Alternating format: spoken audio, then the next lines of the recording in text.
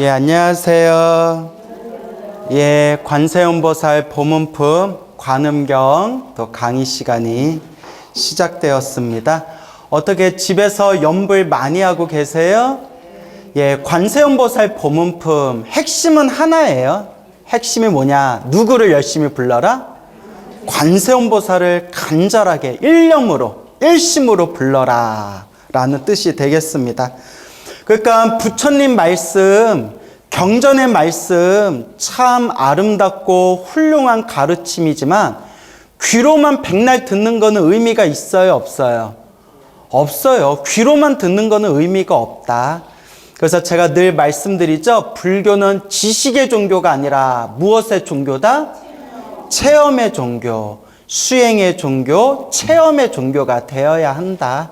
그래서 제가 늘 말씀드리는 게 매일매일 염불하고 자기 자신만의 수행을 닦으며 정진해야 된다라는 말씀을 항상 드립니다. 그렇죠. 그래서 관세음보살을 부르건 지장보살을 부르건 중요한 거는 일념이에요. 뭐라고요? 일념, 한 생각. 그리고 다른 말로 일심이라고 해요. 뭐라고 한다? 일심, 한 마음, 일념, 일심이 돼야 돼요. 그래서 정말 꿈에서도 관세음보살 부를 정도로, 꿈에서도 지장보살 부를 정도는 돼야 된다. 여러분 꿈에서 관세음보살 불러요, 안 불러요? 예, 그럴 것 같아요. 지장보살 불러요, 안 불러요? 예, 안 부르죠. 저는 꿈에서 염불 할 것 같아요, 안 할 것 같아요? 할 것 같아요? 아, 미안해서 어떡하지? 예, 그래서 자꾸 닦는 수밖에 없어요. 뭐 하는 수밖에 없다?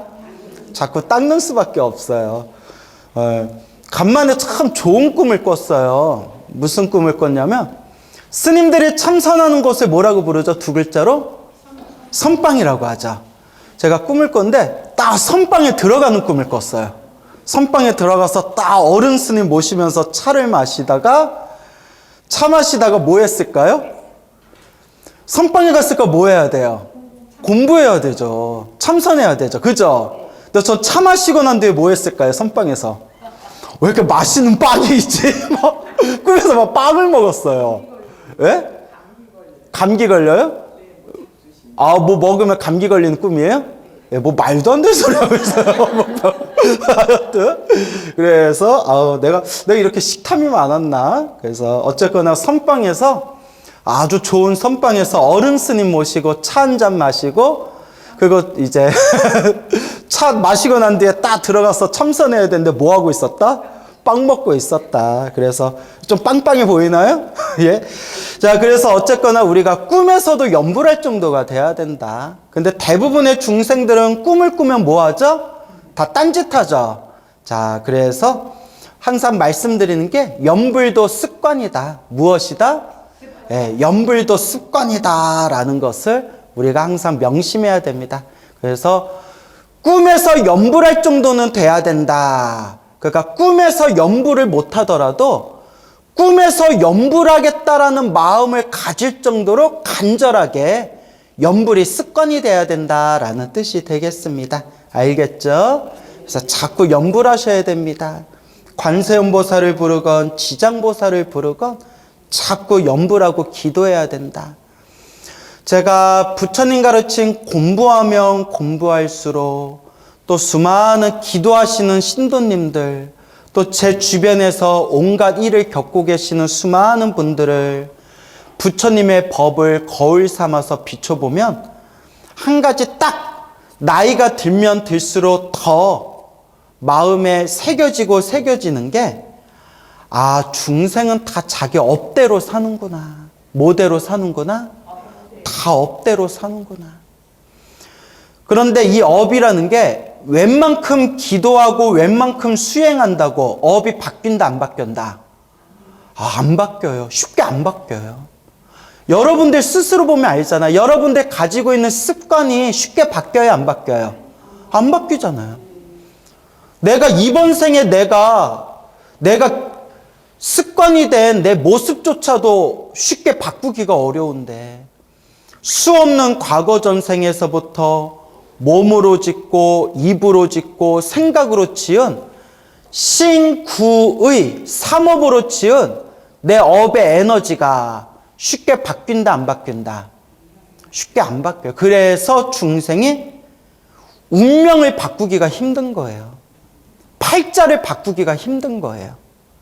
그 운명과 팔자도 누가 지은 업의 인연이에요? 내가 지은 업의 에너지예요. 그래서 우리가 기도하면 운명을 바꾼다, 공덕을 닦으면 팔자를 바꾼다라고 머리로는 알고 있지만 너무나 우리가 지은 업의 에너지가 너무나 깊기 때문에 웬만큼 기도한다고, 웬만큼 수행한다고 내 업이 쉽게 바뀐다, 안 바뀐다? 예, 쉽게 안 바뀐다라는 걸 명심하셔야 돼요. 그러니까 자꾸 닦는 수밖에 없어요. 뭐 하는 수밖에 없다? 자꾸 닦는 수밖에 없다. 그래서 늘 여러분들에게 귀가 아프도록 드리는 말씀이지만 이번 생 절에도 안 다니고 기도도 안 하고 부처님 오신 날에 연등 한 번 안 달았던 사람도 하는 일마다 이 일이 술술 풀리는 사람이 있고, 그렇죠? 평생을 절을 열심히 다녔어도 살아가는 게 힘들고 괴롭고 답답한 사람들이 있다. 늘 말씀드리죠. 그것도 누가 지은 업의 인연이다? 내가 지은 업의 인연이다. 이번 생 모든 일이 술술 풀리는 사람들은 그만큼 전생에 지은 복의 힘으로 살아가는 거고, 이번 생 열심히 절에 다니고 기도했는데도 일이 잘 안 풀리고 힘들고 답답한 사람들은 그만큼 전생에 닦아야 할 게 숙제가 많기 때문이다. 그래서 웬만큼 우리가 관세음보살 부르고 웬만큼 지장보살 불러도 내 업이 쉽게 바뀐다, 안 바뀐다? 안 바뀐다. 그래서 항상 인과법을 무섭게 여겨야 돼요. 무슨 법? 인과법이 정말 무서운 것 같아요. 이 업의 인연이 정말 지독하게 무서운 것 같아요. 이 업의 인연이 두꺼울 때는 끊을래야 끊어지지가 않아요. 이 업의 인연이라는 게 정말 두꺼울 때에는 내가 아무리 놓아버리려고 해도 놓아지지가 않아요. 근데 이게 다 내 마음이 만든 업의 장난인데, 내 마음이 만든 업의 장난에 우리가 다 속고 있는 거예요. 그러면 어떻게 해야 되느냐? 모든 게 다 인연법이다. 인연 따라 일어나고 인연 따라 사라진다. 그 인연도 누가 짓는 거다? 내가 지금 이 순간 내가 만들고 있는 거다. 이 인연법을 명심하면서 간절하게 염불하고 기도하고 업장을 소멸하고 공덕을 닦는 수밖에 없어요. 중생은 다 자기 업대로 살아가요. 그러니까 잘 나가는 사람 보고 크게 부러워할 것도 없더라. 그 사람도 누구 복으로 사는 거예요? 자기가 지은 복대로 사는 거예요.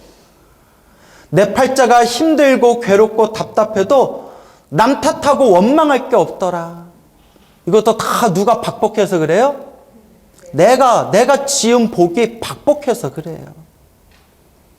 그래도 우리가 전생에 한 가닥 착한 뿌리가 있어서 이번 생 무슨 법을 만났어요? 불법, 부처님 법을 만났잖아요. 그렇죠? 그러니까 지금 닦아야 돼요. 언제 닦아야 돼요? 지금 닦아야 돼요. 지금 좋은 일이 생기느냐, 나쁜 일이 생기느냐, 지금 눈앞에 일어나는 이 인연에 일희일비하지 마시고 내가 지은 업의 인연대로 살아간다. 내가 기도하면 기도할수록 과거 전생에 지은 업장이 소멸하고, 내가 염불하고 기도하고 복을 지을수록 미래 세상에 받게 될 내 착한 복의 힘이 점점 늘어나고 있구나라는 마음을 갖고 지금 닦는 수밖에 없습니다. 알겠죠? 이 자리에 오신 분들은 잘 닦아요, 못 닦아요? 자기 입으로 잘 닦아요? 예. 그래도 이 자리에 이렇게 공부하러 오신 분들은 뭐가 있는 분들이라고 했어요? 성근, 착할 선, 뿌리근, 성근이 있는 분이다. 명심하시기 바랍니다. 알겠죠?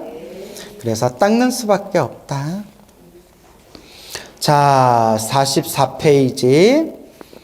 저번에 또 읽었던 내용이지만 한번 또 읽어볼게요. 복습 삼아서. 만일 또 삼천 대천 국토에 도둑이 가득 찬 속을 한 상인의 우두머리가, 그러니까 그 상인들의 우두머리가 되는, 상주라고 하죠. 상주, 상인들의 으뜸이 되는 상인의 우두머리가 여러 상인들을 이끌고 귀중한 보물을 가진 채 험한 길을 지나갈 때 그 중에 한 사람이 말하기를 여러 선남자들이여 무서워 말고 두려워 말라.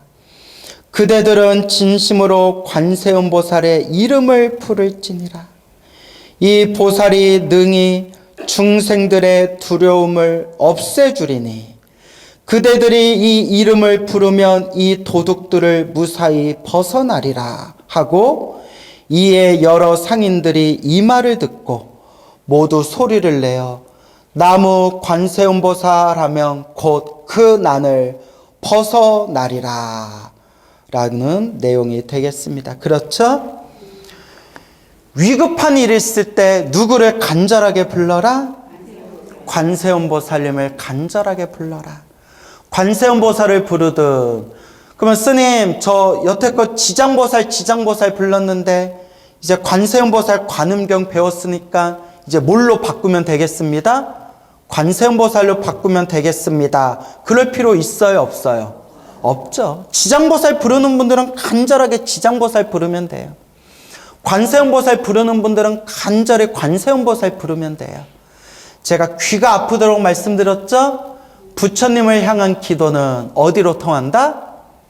하나로 통한다. 알겠죠? 이제 우리 관음경 끝나면 지장경 공부할 텐데, 그렇죠 여러분? 지장보살 연불하던 분이 우리 오늘 관음경 배웠다고, 아 이제 오늘부터 나 누구 불러야겠다? 관세음보살 불러야겠다 해놓고 며칠 후에 우리 또 지장경 공부할 때 나 관세음보살 불렀는데 이제 지장경 배우니까 또 뭘로 바꿔야겠다? 지장보살로 바꿔야겠다. 이렇게 왔다 갔다 하면 돼야 안 돼요? 예? 자, 그래서 누구를 부르든 한결같이 한 마음으로 부르면 된다라는 걸 명심하시기 바랍니다. 우리 150여 년 전, 약 150여 년 전쯤에 활동하셨던 우리 조선말 큰 스님이 수월 스님이라고 계셨어요. 어느 스님? 수월 스님. 수월이라는 큰 스님이 계셨는데, 이 수월 스님께서는 일자 무식이었대요. 일자 무식이었는데 머리가 뻥 뚫려가지고 뭘 보든 한 번만 보면 그대로 다 외워버리셨대요. 그래서 신도들 축원장이 몇백 장이 있는 것도 신도들 축원장을 한 번 보면 그걸 통째로 다 기억을 하셨대요. 수월 스님. 그리고 신통력이 있어가지고 밤에 이렇게 수행하고 정진하시다가 몸에서 막 황금빛이 뿜어져 나오셨대요. 그렇게 자비심이 깊으셔가지고 일제 강점기 시절에 저 만주 땅으로 도망가고 피난간 그런 피난민들한테 큰 가마솥에다가 죽을 끓여가지고 지나가는 그 피난민이나 거지들에게 죽을 퍼주고, 항상 시간이 날 때마다 집신을 만들어서 나무에다가 주렁주렁 집신을 매달아 놨대요. 지나가시는 분 아무나 누구든지 이 집신을 신으십시오. 그렇게 이제 무주상보시를 하셨던 자비도인이라고 불렸던 큰 스님이 계셨어요. 그 스님이 누구셨다? 수월 스님. 이제 그 스님이 일자 무식이었대요. 뭐라고요? 일자 무식. 글자를 몰랐대요. 아주 무식한 분이었는데 머리가 뻥 뚫리고 그런 신통과 자비가 펼쳐진 거예요. 그러면 그분은 딱 하나만 했대요. 딱 하나만. 오직 하나만 했대요. 그게 뭐냐? 신묘장구 대다라니. 오직 신묘장구 대다라니만 독송하고 독송하셔서 뻥 하고 머리가 뚫려서 지혜가 열리고 신통과 자비가 펼쳐지셔서 그 구한 말 150여 년 전에 그렇게 자비 도인으로 아주 큰 이름을 세상에 전하신 수월이라는 큰 스님이 계십니다. 수월 스님. 그래서 이 수월 스님이 평소에 법문을 많이 하시지 않으셨고, 그나마 법문을 하셨어도 그 법문한 내용이 이렇게 많이 내려온 게 없어요. 책으로 이렇게 문자로 기록이 안 돼가지고 수월 스님이 평소에 어떤 법을 설하셨는지 정확하게 알 수는 없지만, 저 만주 땅에서 독립운동을 하시던 독립군, 저 광복군, 독립군이었던 분이 만주 땅에서 우연히 수월 스님의 법문을 들은 적이 있었대요. 그래서 그 만주 땅에서 독립군을 하시던 그분께서 훗날 이제 우리나라 해방이 되고 나서 머리 깎고 이제 출가하셔서 스님이 되셨는데, 그 독립군 출신이었던 그 스님이 만주 땅에서 수월 스님 법문을 듣고, 당신이 수월 스님께 들었던 법문을 이렇게 당신이 그때 내가 만주 땅에서 수월 스님에게 이런 법문을 들었다라고 한 수월 스님의 짤막한 법문이 지금까지 전해지고 있어요. 근데 결론이 뭐냐? 수월 스님이 말씀하신 결론이, 여러분 지금 귀가 아프도록 들었던 얘기 따라해보세요. 일념이 되어야 된다. 나는 신묘장구 대다라니로 도가 트였다 라고 말씀을 하세요. 나는 신묘장구 다라니로 도가 트였다. 그런데 관세음보살을 부르건 지장보살을 부르건 온만이 반매음을 부르건 뭐가 돼야 된다? 일념이 중요하다. 일념이 중요하다라고 간곡하게 말씀하셨습니다. 그러니까 여러분들도 마음의 중심에 딱 세워야 돼요. 우리 불자님들 보면 절에 와준 것도 고맙기는 하지만 아직 지혜가 약한, 그리고 믿음이 약한 불자님들이 참 많아요. 근데 그러려니 해야죠. 그것도 다 자기 인연법이니까. 근데 그렇게 스님들 법문을 100번, 1000번을 들었는데도 아직도 마음의 중심을 못 잡고 무슨 기도를 해야 더 좋을까? 무슨 기도를 해야 효과가 더 크게 받을까? 어떤 기도를 해야 짱일까? 이렇게 아직도 갈팡질팡하는 분들이 은근히 많아요. 그렇죠, 여러분? 관세음보살을 부르건 지장보살을 부르건 신묘장구 다라니를 부르건 온만이 반매음을 부르건 금강경을 부르건 지장보살을 부르건 뭐가 돼야 된다? 일심이 되어야 한다라는 것을 꼭 명심하시고, 그 수월 스님께서 법문하신 내용을 만주 땅에서 들었던 그 독립군 출신 그 스님께서도 수월 스님의 법문을 듣고 우리들한테 전해주신 말씀이 바로 핵심은 일심이 돼야 된다라는 것을 우리가 기억해야 됩니다. 알겠죠? 그래서 낮에 기도가 정말 잘 되면, 일심이 되면 꿈에서도 기도하는 꿈을 꿔요. 그래서 저의 속가 아버지 스님, 도광 스님, 저 아버지가 스님인 거 다들 아시죠? 정말 파란만장한 삶을 사셨어요. 네? 그래서 우리 아버지가 제일 싫어하는 색깔이 무슨 색? 파란색. 하도 파란만장해서 파란색을 싫어하세요. 농담이에요. 또 웃자고 한 얘기예요. 자, 그런데 정말 파란만장한 삶을 사셨는데, 당뇨, 고혈압, 고지혈, 심장을 스텐스를 5번을 하셨고요. 그리고 심장 투석 직전까지 가서 콩팥이 다 무너져서 투석 직전까지 가셨어요.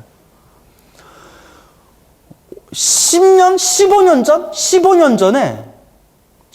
전에 거의 다 죽게 생겼을 때 신도들이 도광스님 이러다 죽는다, 도광스님 이러다 돌아가신다 싶어서 용하다는 유명한 저 한의사를 찾아갔는데 침을 기가 막히게 잘랐대요. 그 도광스님이 그분 만나고 나서 한번 죽을 고비 한번 넘기셨대요. 정말 침을 잘 놓으셨대요. 근데 그 한의사, 할아버지 한의사가 돌아가셨어요. 몇 년 전에 돌아가셨는데, 그 도광스님이 그 한의사를 딱 만났을 때 그 할아버지 한의사 선생이 도광스님 맥을 짚어보고 이렇게 몸뚱아리를 보더니, 와, 어찌 살아있는 시체가 지금 걸어왔다고, 다 죽은 손장이라고, 우리 스님 보고 어떻게 이 몸뚱아리로 지금 살았냐고 라고 할 정도로. 그러니까 이게 깡이고 뚝심이에요. 진짜 정신력으로 버티셨대요. 그런데 지금 약을 드시고 계시지만 당뇨, 고혈압, 고지혈 다 정상이세요. 다 정상으로 관리하고 있고, 물론 약을 드셔서 약까지는 아직 끊으면 안 되고 약으로 조절하지만 다 정상이고, 의사 선생님이 관리 너무 잘하신다고. 신장 투석, 콩팥 투석 직전까지 갔는데 지금 콩팥이 거의 정상으로 살아났어요.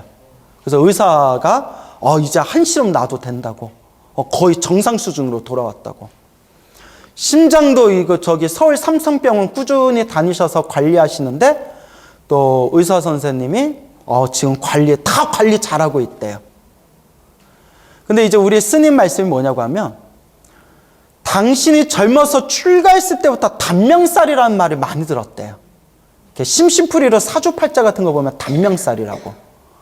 그리고 저승사자 꿈도 몇 번 꾸고 저승사자도 몇 번 봤대요. 예? 저승사자도 한두 번인가 보셨대요. 예? 그렇게 죽을 듯 고비를 넘기고 죽을 듯 고비를 넘기시는데, 그렇게 죽을 듯 고비를 넘기셨는데도 당신께서 이 정도라도 건강을 유지하시는 게 누구 값이다? 부처님 값이다.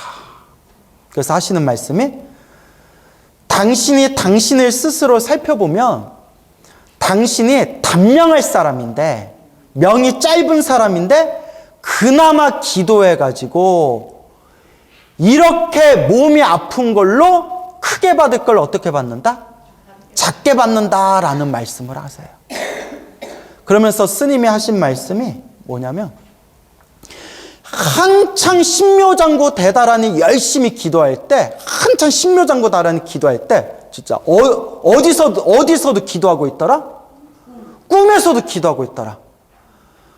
기도하고 나서 피곤해서 딱 누워서 잠들었는데 꿈에서도 가사장사 믿고 부처님 바라보면서 꿈에서도 나무라 다나다라야야 이렇게 기도하시고 했대요. 꿈에서도. 그러니까 낮에 기도를 열심히 하면 꿈에서도 기도하는 꿈을 꿔요. 그리고 하시는 말씀이 희한하게, 꿈에서 기도를 간절하게 하는 꿈을 꾸면, 꿈에서도 기도하는 꿈을 꾸면 꼭 그렇게 일이 술술 풀리거나 그렇게 좋은 일들이 생기더래요. 그러니까 그게 몽중갑이죠. 그래서 우리 스님이 이렇게 왼팔인가를 보면 동그란 화상 자국이 9개인가가 찍혀 있어요. 12개.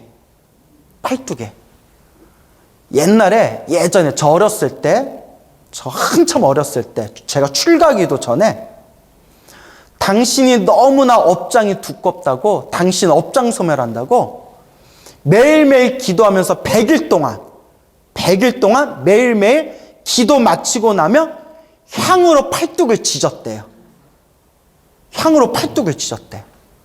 100일 동안 하루도 빠뜨리지 않고. 근데 이거 따라하면 돼요, 안 돼요? 절대 안 돼요. 절대 따라하면 안 돼요. 근데 우리 아버지 스님이 이게 땅따구가 세셔가지고, 근데 저한테도 하지 말라 하시더라고요. 당신은 너무 업장이 두꺼워서 그렇게 한 거라고. 절대 따라하시면 안 됩니다. 잘못해 염증이 생기면 큰일 나요. 정말 우리 아버지 스님도 그냥 무대뽀를 하신 거예요. 그렇게 100일 동안 팔뚝에다가 향을 지져가지고 고름이 철철 흘러넘치고, 그렇게 기도하는데 그렇게 기도가 끝날 때쯤에 그렇게 이제 신비한 꿈을 많이 꾸셨대요. 꿈에서 업장이 소멸하는 꿈. 그렇게 기도하셨는데도 살아오신 삶이 굉장히 힘들고 괴롭고 답답한 일들이 많으셨어요. 근데 당신은 기도의 힘을 맛봤기 때문에 그렇게 열심히 기도하셨는데도 나쁜 일, 힘든 일, 괴로운 일이 생기셔도 흔들림 없이 항상 뭐라고 하셨냐면, 내가 이만큼 기도했으니까 이만큼이라도 내가 사는 거다. 그나마 내가 이렇게라도 기도했으니까 이나마 내가 살고 있는 거다. 그런 말씀을 하세요. 그래서 제가 늘 불자님들 말씀드리죠. 기도를 많이 해도 나쁜 일이 생긴다, 안 생긴다? 생긴다. 여러분, 기도 많이 해도 나쁜 일이 생기더라고요. 좋은 일도 생기지만 나쁜 일도 생기더라고요. 기도한다고 모든 일이 술술 풀리는 게 아니더라고요. 근데 여러분들이 귀가 아프도록 드린 말씀이 크게 받을 걸 어떻게 받고 있는 거다? 작게 받고 있는 것이구나. 이걸 명심하셔야 됩니다. 알겠죠? 그래서 꿈에서도 기도할 정도가 돼야 된다. 그래서 수월 스님께서 만주 땅에서 그렇게 자비보살이라는 이름으로 널리 중생제도하고 계실 때, 그때 우리 한국 땅, 우리 남한 땅에 그 당시 일제 강점기, 일제 식민지 시절에 금오라는 큰 스님이 계셨어요. 금오 스님. 금오 스님이라고 저 법주사에 계시던 큰 스님이 계셨어요. 금오 스님. 이 금오 스님이 정말 씨름장수처럼 생겼대요. 씨름장수. 정말 씨름장수, 씨름 천하장사처럼 그렇게 생기셨는데 아주 힘이 천하장사셨대요. 그래서 절에 와서 행패 부리는 사람도 있으면 손가락으로 팔을 꺾어버릴 정도로, 약간 스님들이 뻥도 좀 쳤겠죠. 양념도 좀 뿌렸겠죠. 어떻게 손가락으로 팔을 꺾어요. 그 정도로 아주 힘이 장사셨대요. 근데 그 금오 스님께서 항상 젊었을 때, 한창 공부하고 계실 때, 저 만주 땅에 수월이라는 큰 도인 스님이 계시다라는 소문을 듣고는 이제 그 남한 땅에서 북을 건너가지고, 그때는 뭐 이제 북한 남한 나눠지기 전이잖아요. 그렇게 이제 뭐 지금 이제 북한 쪽으로 이제 해가지고 일제 식민지 시절에 만주 땅에 들어가는데, 그때 만주 땅 뭐 들어갈 때 뭐 연해주로 해서 뭐 들어갔는데, 그때 만주, 조선, 러시아 그 접경 지역이었나 봐요. 접경 지역. 거기서 만주 땅 들어가려고 하는데 그 러시아 접경 지역에서 그 러시아 군사들한테 마적대, 도적대에 도둑 우두머리로 모함을 받아가지고 감옥에 끌려간 거예요. 그래서 금오 스님이 나를 왜 붙드냐? 저기서 이제 살인사건이 났는데 그 살인사건의 주동자, 주모자인 저 도적대, 저 마적대, 도둑놈 두목하고 너하고 똑같이 생겼다. 어이, 나 아니다. 나 한국에서 나 조선 땅에서 나 머리 깎은 스님이다. 아니다. 증인이 있는데 니하고 얼굴이 똑같다고 하더라. 야, 얼굴 이렇게 생긴 것도, 한이 맺혔는데 도둑놈으로 몰아가느냐. 뭐 하여튼 기다려봐라. 그래서 이제 금오 스님이 내가 가만히 이렇게 시간 기다리고 있으면 억울함이, 모함이 풀리겠지 하는데 몇 날 며칠이 걸렸는데도 풀어주질 않더래요. 그때 어떤 또 끌려온 감옥에 같이 갇혀있던 어떤, 끌려온 사람이 조선 사람인가 하는 사람이, 만주 땅에 있던 조선족 사람이, 아유, 당신은 풀려나기 힘들 거요 이러더래요. 그 모습에 깜짝 놀라서, 아니 내가 죄가 없는데 왜 내가 풀려나기 힘들다는 것이요. 요 러시아 군인들이 당신이 도적대, 마적대의 두목이 아니라는 걸 이미 알고 있는데, 지금 조선이 그때 일본의 지배를 받고 있었잖아요. 그죠? 지금 일본하고 러시아하고 사이가 아주 나쁜데, 이게 잘못하면 외교 문제가 생길까봐 당신이 아무 죄가 없이 모함받은 걸 러시아에서 알면서도 일본하고 외교 분쟁이 일어날까 봐 지금 이거 묵혀두고 있습니다. 이대로 소리 소문 없이 당신은 이제 여기서 갇혀가지고 꼼짝없이 여기서 죽게 생겼어.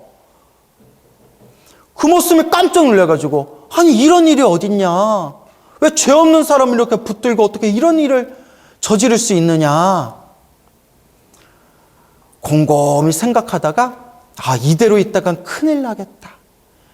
내가 만주 땅에 수월이라는 큰 도인 스님 만나러 왔다가 전생에 무슨 큰 업보가 있었는지 내가 이렇게 큰 곤욕을 당하게 되었구나.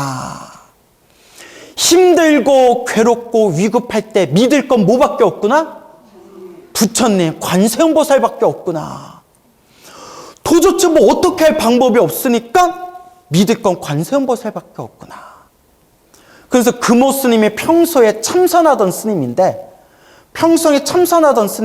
항상 하시던 말씀이, 참선하는 중원, 참선하는 수행자는 참선만 해야지 기도할 필요 없다.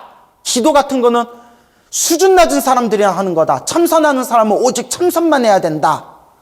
참선하는 사람은 기도할 필요 없다라고 평소에 주장하던 분이었는데, 당신이 감옥에 갇혀서 위급한 일을 당하니까 참선하는 사람은 기도할 필요 없다 해놓고 당신이 뭐 했을까요? 벽 보고 딱 앉아서 관세음보살을 불렀대요.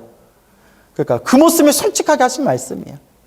내가 평소에 참선하는 사람은 기도할 필요 없다라고 했는데, 너무나 위급한 일을 만나고 막막하니까 벽 보고 3일 반낮을 오로지 관세음보살만 불렀대. 며칠을? 3일 반낮을.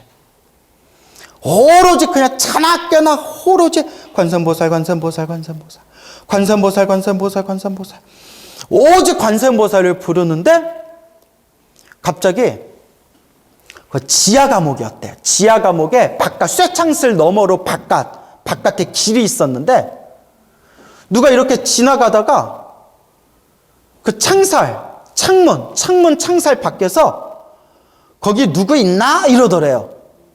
누구지 하는데, 갑자기 창문의 쇠창살을 막 이렇게 흔들더니 쇠창살을 뽑아버리더래요. 웬 지나가는 사람이 쇠창살을 뽑아버리더래요. 그러더니 휙 하고 그냥 가더래요. 이게 무슨 조화예요? 지나가는 사람이 감옥의 창문의 쇠창살을 뽑아놓고 지나가더래요.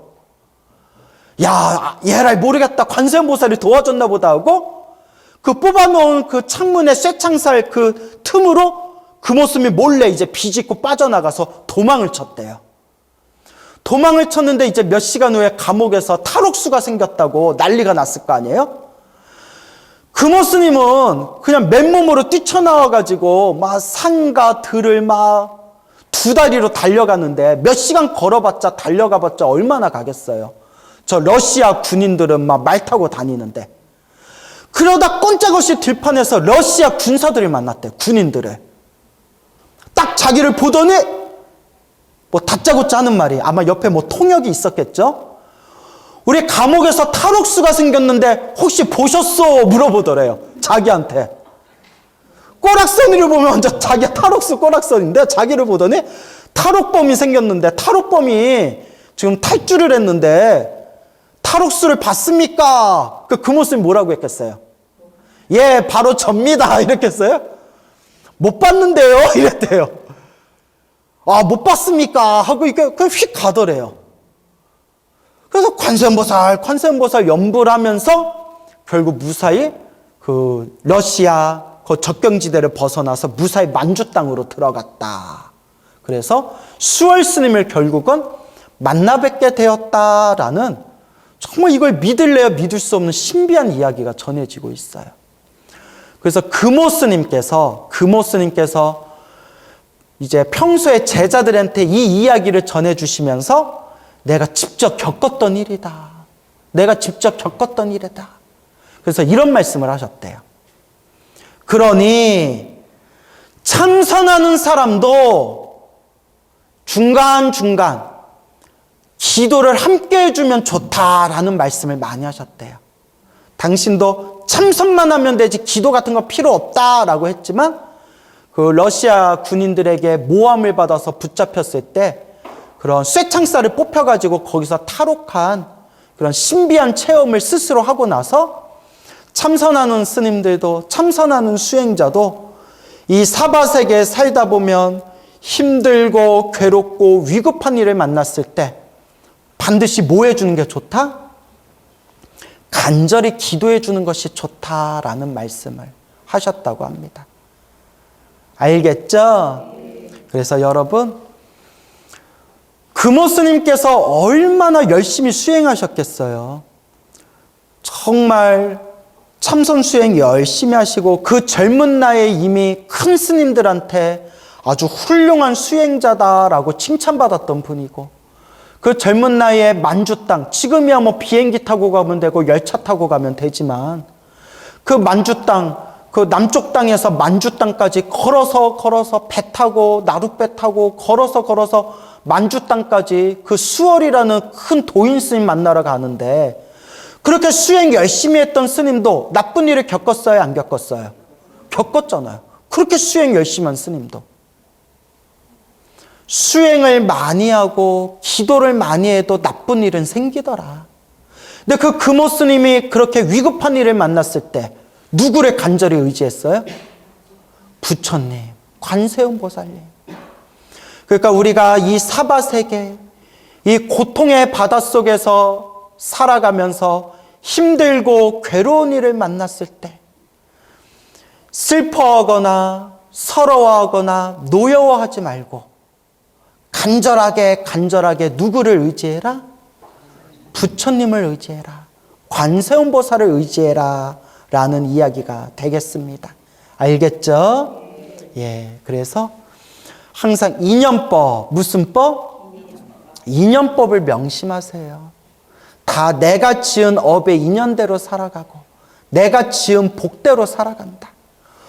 복이 많은 사람은 기도를 하지 않아도 일이 술술 풀리지만 복이 없는 사람, 박복한 사람, 업장이 두꺼운 사람들은 기도를 많이 해도 효과가 더디게 나타나더라. 하지만 효과가 더디게 나타난다 하더라도 기도 공덕이 없는 것이 아니다. 다만 크게 받을 걸 어떻게 받는 거다?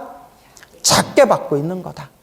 그러니 기도하면서 좋은 일이 생기건 나쁜 일이 생긴 건 좋다 나쁘다에 걸리지 말고 그냥 내 마음을 닦는다. 내 업장을 소멸한다. 내 공덕을 닦는다라는 마음으로 간절히 불보살님께 간절히 불보살님을 향하는 마음으로 간절하게 염불하시기 바랍니다. 알겠죠?